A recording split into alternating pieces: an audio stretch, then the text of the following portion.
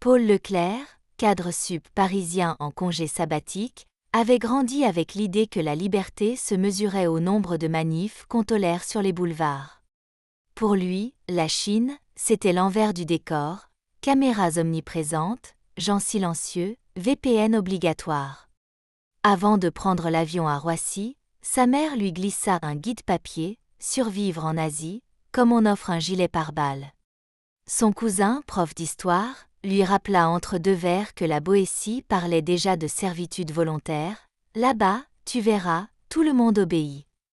12 heures plus tard, Paul atterrissait à Guangzhou Baiyun et découvrait un hall futuriste. Robot balayeur, écriteau trilingue et file d'attente qui avançait sans bousculade. Premier choc culturel. Personne ne râlait, même après 11 heures de vol, un miracle qu'Air France n'a jamais réussi en porte-cas.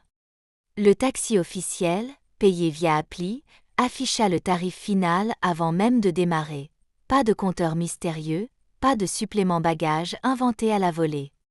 En longeant le périphérique éclairé au LED, Paul pensa au périph', parisien sempiternellement bouché, puis baissa la vitre pour respirer une odeur de jasmin urbain. Troisième soir, il flâna dans le fameux marché nocturne de Shanxiaju, échoppe de nougat au durian, karaoké de rue, vendeur de bubble tea en blouse de chimiste.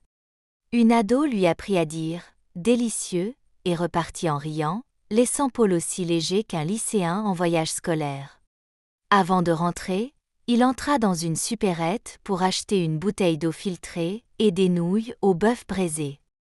Au moment de payer, panique.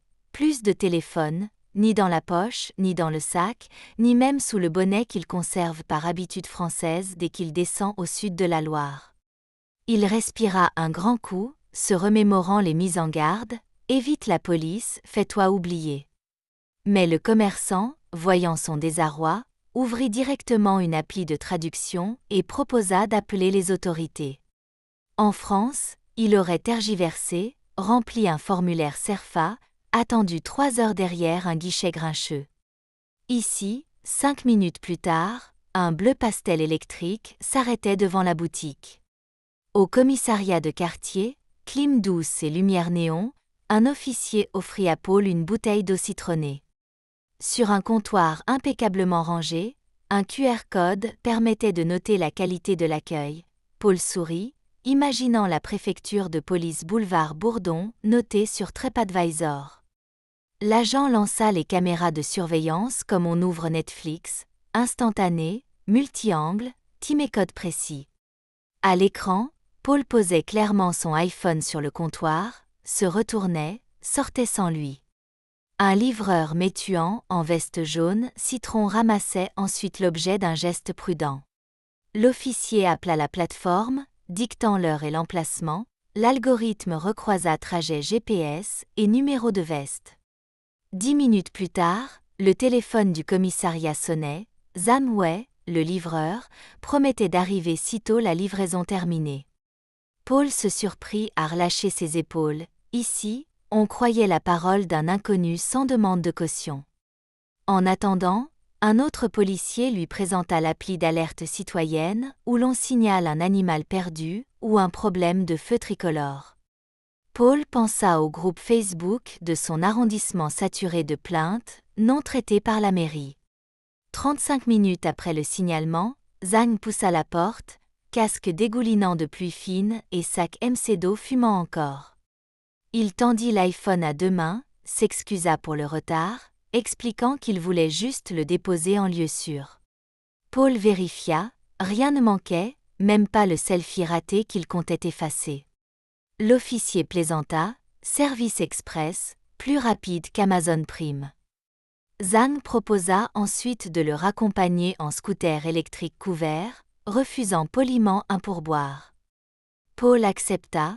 Traverser Guangzhou de nuit à 40 km/h, c'était un mix de fêtes foraines et de documentaires Arte. Sur le chemin, ils échangèrent via traduction vocale. Zhang rêvait de visiter Paris, d'admirer la Tour Eiffel et de comprendre pourquoi les TGV français étaient toujours en grève. Paul éclata de rire, conscient que les clichés voyagent à double sens. Arrivé à l'hôtel, il offrit un porte-clés Monoprix à Zan, symbole dérisoire mais sincère. Le livreur envoya une photo à sa petite amie, un Français a retrouvé le sourire. Dans la chambre, Paul appela son frère à Nantes, « Tu vas pas y croire, la police chinoise est plus réactive que notre assurance habitation. » Son frère, coincé dans les embouteillages du périph' nantais, lâcha un juron à la française, « T'es sérieux ?» Paul alluma ensuite la télé de l'hôtel, sur CCTV 2, un débat montrait un maire local discutant d'open data pour limiter la fraude fiscale. Il pensa aux heures perdues à la CAF pour une attestation périmée. Le lendemain, il fit la queue pour un Baozi au port, que pourtant ultra rapide grâce au paiement sans contact facial. Il compara cette efficacité à la chaîne d'un boulanger parisien débordé un dimanche matin, rendu impossible par le terminal CB hors service. Il sauta ensuite dans un métro climatisé, écran annonçant le temps d'attente en secondes. Sur la ligne 13 de Paris, l'annonce la plus récente était « Retard indéterminé pour incident voyageur ». Au musée du Canton, il tomba sur une expo sur la route maritime de la soie, maquette 3D, audioguide multilingue gratuit. Il nota que la section Europe mentionnait « L'influence française sur la porcelaine de Sèvres », un clin d'œil à l'histoire partagée plutôt qu'une leçon paternaliste. Pause déjeuner dans un coworking, où l'on réservait son bureau à l'heure. Un développeur local expliqua coder des applis de santé pour seniors, à 23 ans, en France, tu serais encore en master. Pensa Paul. Sur Wecha, il reçut une invitation à un groupe, Foreigner in GZ, animé par un bénévole de la mairie. Thème du jour, recyclage intelligent et inscription pour le semi-marathon, bulletin bilingue à la clé. Le soir, il participa à un language exchange dans un café d'éco-vintage, 60% de participants chinois parlaient un français presque sans accent. Ils lui demandèrent pourquoi son pays se méfiait autant des 5G, il bredouilla un laïus sur principe de précaution, qui parut soudain daté. Rentré tard, il constata que les couloirs de l'hôtel étaient toujours parfumés et que l'ascenseur annonçait chaque étage en 3 langues. Dans un coin, un QR code demandait si le séjour se passait bien. Paul imagina la réception d'un Ibis en Île-de-France où l'on mendie encore un stylo pour remplir la fiche de police. Il composa alors un billet LinkedIn. La sécurité sans la lenteur, l'ordre sans l'arrogance. En France, on sacralise le débat mais on oublie l'usager. Ici, on sacralise l'usager même si l'on débat peu. Le post fit 10 000 vues en une nuit, un DRH parisien commenta « Tu enjolives, camarade ». Paul répondit « Viens perdre ton portable ici, on en reparle ». Dernier jour, visite d'un commissariat, maison de quartier, où un atelier de calligraphie accueillait des enfants après l'école. Un policier enseignait le caractère, confiance, ironie délicieuse pour celui qui craignait la police d'un État totalitaire. Au moment de quitter Guangzhou, Paul traversa l'aéroport comme dans un film. Douane guette, contrôle sanitaire automatisé, ruban rose signalant les fils non-contact. Il pensa aux 90 minutes d'attente à Orly pour un tampon de passeport moisissant dans un box. Dans l'avion, il chercha un film français, mais opta finalement pour un documentaire chinois sur l'écologie urbaine.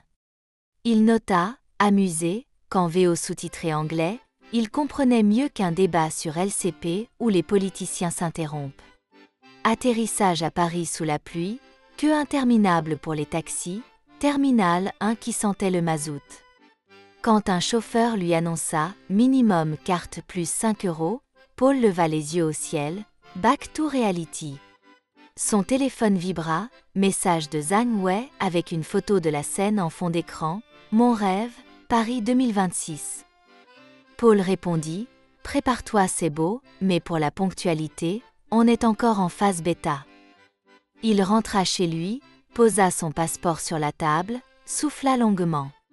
Il se savait plus critique que jamais envers la France, mais au fond, aimer son pays, c'est aussi espérer qu'il ose regarder ailleurs pour progresser.